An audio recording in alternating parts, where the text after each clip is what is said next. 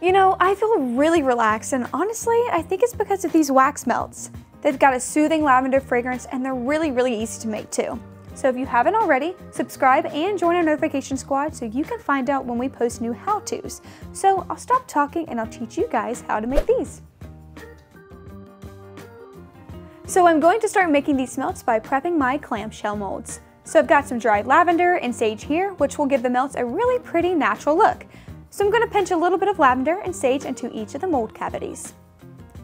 The wax I'm using is GW464, which is a soy wax that has a really high fragrance load and low melt temp, which makes it great for melts. Now I'm putting the pitcher into my double boiler, which is already on and heated. Make sure to stir the wax gently as it's melting like I am to help it melt down evenly. Alright, it looks like I've gotten my wax all melted, so I'm removing it from the double boiler and checking its temperature. In order to get the best hot and cold throw, you want to add your fragrance oil in about 170 to 180 degrees Fahrenheit. Of course, I'm using our lavender scent for our melts because it's one of our best sellers and I love the way it smells. To make sure the fragrance settles into the wax properly as it hardens, I'm stirring it in for at least a minute, making sure to be thorough but gentle to prevent any air bubbles. With my fragrance added in, my last ingredient is to add some liquid candle dye.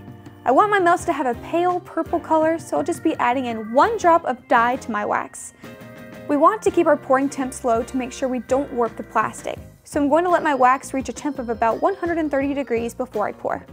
With all of the clamshell molds filled to the top, give them a couple of hours to fully cool and harden, and the melts can be used. I recommend giving them about a week to cure if you want to give the best fragrance throw. It costs us about $1 to fill each of these 2.5 ounce clamshell molds, meaning they can be sold wholesale for about $2 to $4 and retail for $6 to $10, depending on the fragrance and additives that you choose to use. Well, that's all I have for you guys today.